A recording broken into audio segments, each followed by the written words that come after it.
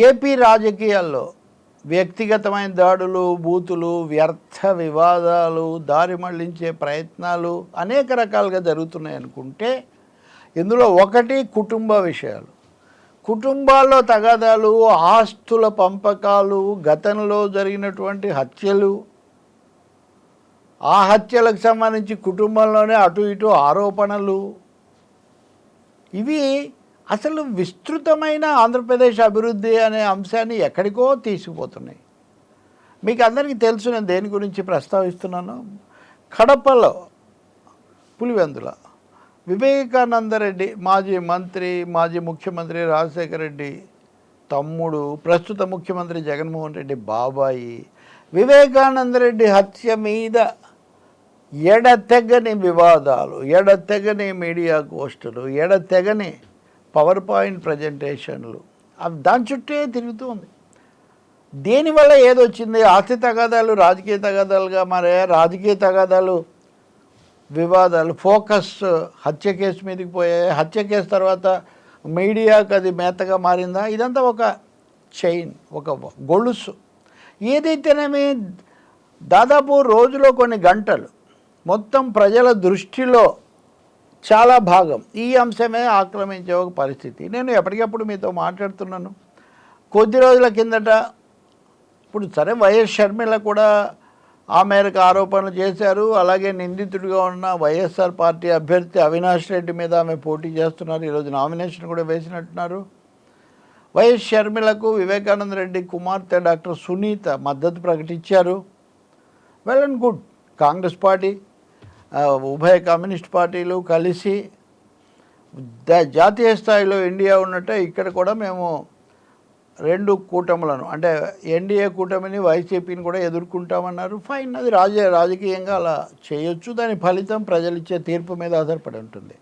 కానీ కడపకు వచ్చేసరికి అవినాష్ రెడ్డి వర్సెస్ షర్మిల అన్నటువంటి ఈ పోటీ, ఇది రాజకీయమైన పోటీ కూడా మించి ఒక కుటుంబపరమైన కలహంలాగా గతంలోని ఆ హత్య చుట్టూ పరిభ్రమించటం, నిజంగా ఇది ఈ మేరకు అవసరం, ఏ మేరకు ప్రయోజనం? నేను చాలాసార్లు చెప్పాను.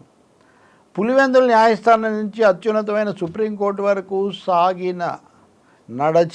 నడుస్తున్న ఈ కేసులో డాక్టర్ సునీత ఏమి బయట మీడియాతో మాట్లాడినా ఆమె ఆవేదన, ఆగ్రహం, ఆవేశం ఏవైనా సరే, అనుమానం, అభిమానం ఏవైనా సరే, అవి ఇక్కడ ఏమి ప్రకటించినా అవి న్యాయస్థానం యొక్క దృక్పథంలో వాళ్ళు చూసే తీరులో ప్రతిబింబించాలని ఏం లేదు. అది న్యాయస్థానంలో ఆమె తన కేసు పవర్ఫుల్గా ప్రజెంట్ చేసుకోవాలి. రెండో విషయం, ఆమె వివేకానంద రెడ్డి కుమార్తె కాబట్టి తప్పకుండా చాలా ఎక్కువగా బాధ ఆమెకు ఉంటుంది. ఆ బాధను వ్యక్తం చేసే ప్రత్యర్థుల మీద పగ తీర్చుకునే హక్కు కూడా ఉంటుంది. ఆ విషయం ఆమె ప్రకటించారు కూడా. కానీ అదే సమయంలో వివేకానంద రెడ్డి కుమార్తె కాబట్టి ఆమె మాట్లాడింది అంతా యథాతథంగా, ఇంకెవ్వరూ ప్రశ్నించకూడదు, దాని మీద ఎవరు ఏమి అడగకూడదు అనేది కుదరదు. Anybody is need to be question. ప్రతి వాళ్ళని కూడా ప్రశ్నలు వేస్తారు, వైరుధ్యాలు ఎత్తి చూపుతారు. అవతలి వాళ్ళు ప్రత్యర్థులే ఈ పని ఎక్కువగా చేస్తారు, మామూలు ప్రజలు అనుకొని ఊరుకుంటారు. కాబట్టి Sunitha Reddy is not above or beyond questions. YS షర్మిలకు రాజకీయంగా, వ్యక్తిగతంగా మద్దతు ఇస్తాను, నేను ఆ ఇంటింటికి తిరిగి ప్రత్యక్షంగా రంగంలో ఉంటానన్నారు. చాలా మంచి పని అది. రాజకీయంగా ఆ పని చేసి అవినాష్ రెడ్డి మీద వ్యతిరేకత పెంచి ఎన్నికల్లో ఆయన ఓడిస్తే మంచిదే కదా, తప్పకుండా ఒక రాజకీయమైన ఫలితం అది. కానీ దాన్ని మీడియా, ఒక సెక్షన్ ఆఫ్ మీడియా సహాయంతో దాన్ని ఒక డైలీ సీరియల్ లాగా మార్చి 5 ఏళ్ల తర్వాత, నేను అంటుంది 5 ఏళ్ల తర్వాత, 5 ఏళ్ల ముందు కూడా ఏమి మాట్లాడారో అవి కూడా ఉన్నాయి, వాటిని వదిలేద్దాం మనం. ఇప్పుడు మళ్ళీ దాన్ని మొత్తము ఆంధ్రప్రదేశ్ ఫోకస్ అంతా వివేకానంద రెడ్డి హత్య కేసు చుట్టూనే తిప్పితే రాష్ట్రానికి ఇతర సమస్యలకు న్యాయం జరుగుతుందా? ప్రత్యర్థి పార్టీలకు అది ఉపయోగం కావచ్చు, కానీ ప్రజలకు, రాష్ట్రానికి, ప్రదేశ్కు ఏం ఉపయోగం అనే ప్రశ్న వస్తుంది. రెండవది, ఎక్కువగా ఈ విషయంలో ఆమె స్పందిస్తున్న కొద్దీ ఎక్కువ సందేహాలు, ఎక్కువ ప్రశ్నలు కూడా ఎదుర్కోక తప్పని పరిస్థితి వస్తుంది. ఇప్పటికే ఆమె మీద ఆ విధమైన ఒత్తిడి, వాద ఉపవాదాలు అవి వస్తున్నాయి. ఇక రెండో వైపున అవినాష్ రెడ్డి వాళ్ళకి సమాధానం ఆయన చెప్తానని బయలుదేరాడు. ఆయన రెండోసారి ఎంపీ అభ్యర్థి, పాలక పార్టీలో ఉన్నాడు. ఆ కుటుంబంలో ఆయన మీద కొన్ని సందేహాలు ఉన్నాయి. నిందితుడిగా కోర్టు కూడా ఆయన చేర్చింది. బెయిల్ మీద ఆయన బయట ఉన్నారు. కాబట్టి అవినాష్ రెడ్డికి సంబంధించిన అంశాలు కూడా కోర్టులో ఆయన నిరూపించుకోవాలి. ఇప్పటికే నిందితుడిగా ఉన్నాడు. సునీత అన్నా కానీ కేవలం వివేకానంద రెడ్డి కుమార్తెగానే అక్కడ ఉన్నారు. ఈయన అనేక ఆరోపణలు చేస్తున్నారు. ముఖ్యంగా సునీత భర్త రాజశేఖర రెడ్డి దీనికి కారణం అనేది అవినాష్ రెడ్డి ఆరోపణలన్నిటి యొక్క సారాంశం. వివేకానంద రెడ్డి రెండో పెళ్లి చేసుకున్న తర్వాత వాళ్ళకు పడలేదు కాబట్టి ఇదంతా జరిగిందని ఈరోజు కూడా సాక్షిలో చాలా పెద్ద స్టోరీస్ ఇచ్చారు. చాలా స్టోరీస్. వివేకానంద రెడ్డి రెండో భార్య, అప్పుడు వాళ్ళ మధ్యలో వచ్చిన సమస్యలు ఇవన్నీ. కానీ లాంగ్ టర్మ్ ప్లేయర్స్గా దీర్ఘకాలంలో రంగంగా ఉన్న నాలాంటి వాడికి చాలా ఆశ్చర్యం కలుగుతుంది.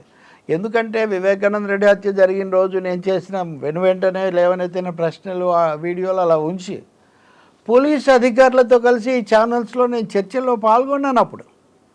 ఇప్పుడు అవినాష్ రెడ్డి ఏ అంశాలు అయితే చెప్తున్నాడో ఈ అంశాలు ఆ రోజు చర్చల్లో ఆ ఛానల్స్లో వాళ్ళు మాట్లాడేవాళ్ళు.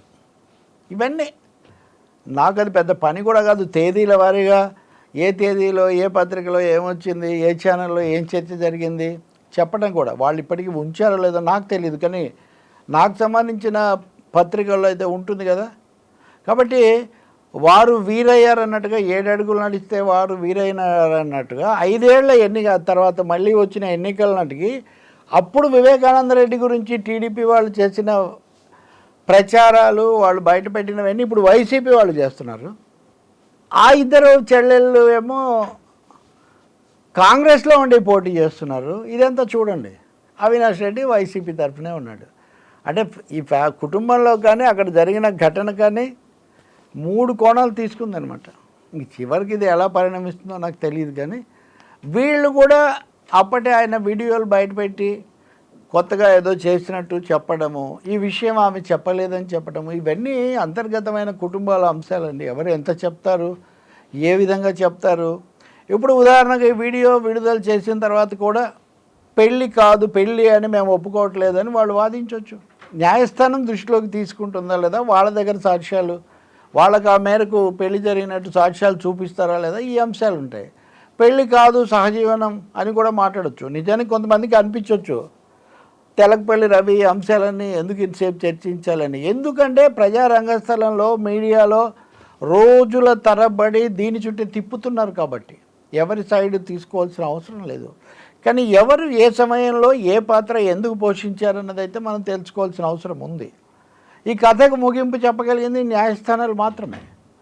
అవినాష్ రెడ్డి గెలుస్తాడా లేదా అన్నది ఓటర్లు నిర్ణయించవచ్చు.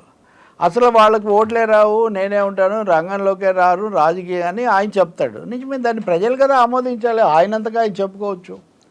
లేదు సానుభూతి మాకు చాలా ఎక్కువగా ఉంది, మేమే గెలుస్తామని వీళ్ళు కూడా భావించవచ్చు. ఇది ప్రజాస్వామ్యం. ఇందులో ప్రజాస్వామ్యానికి సంబంధించి విమర్శించుకోవడానికి, పోటీ చేయడానికి, ఓట్లు అడగడానికి, అవతల వాళ్ళని తిరస్కరించడానికి పూర్తి అధికారం ఉంది. కుటుంబ సంబంధంగా బంధువులుగా ఆరోపణలు చేయొచ్చు. కానీ ముగింపు మటుకు ఎన్నికల్లో ముగింపు ప్రజలు ఇస్తారు, కేసులో ముగింపు కోర్టు ఇస్తుంది. అప్పటి వరకు ఎవరు ఏం చెప్పినా కానీ క్వశ్చన్స్, కౌంటర్ క్వశ్చన్స్ ఉండనే ఉంటాయి. మీరు ఒక వెర్షనే వినండి, రెండో వెర్షన్ వినొద్దు అని చెప్తే రెండో వెర్షన్ చెప్పకుండా చేయగలుగుతారా ఎవరైనా? చేయలేరు కదా. అందుకనే ఒక విధంగా చూస్తే ఇదంతా సాగతీత చాలా ఎక్కువైనటువంటి వ్యవహారంగా ఉంది. అది కూడా వాళ్ళ ప్రయోజనాల కోసం వాళ్ళు చేస్తున్నటువంటి పని. ఉభయలు కలిసి న్యాయం కోసం ఒకటే పోరాటం చేస్తుంటే ఏ సమస్య వచ్చేది కాదు. వాళ్ళ కుటుంబాల్లో తగాదాలు వస్తే మామూలు విశాలమైన రాష్ట్ర ప్రజలకందరికీ ఏం సంబంధం అండి? కుటుంబంలో ఉదాహరణకు షర్మిల జగన్ కలిసే ఉన్నారు అనుకుందాం. అప్పుడు వీళ్ళు ఒక విధంగా ఉండేవాళ్ళు.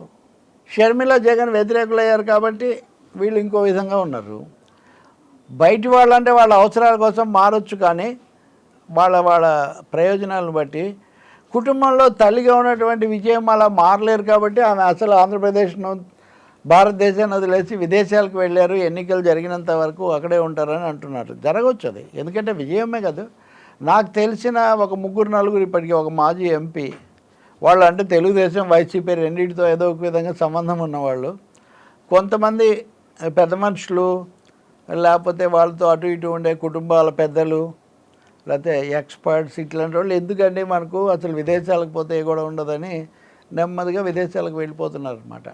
ఎవరు దేశంలో ఉన్నా, ఎవరు విదేశాల్లో ఉన్నా, ఎవరు ఏ పార్టీలో ఉన్నా, ప్రజలు, ప్రజాస్వామ్యం, న్యాయ వ్యవస్థ అయితే వాటి పని అవి చేసుకుపోతాయి కదా.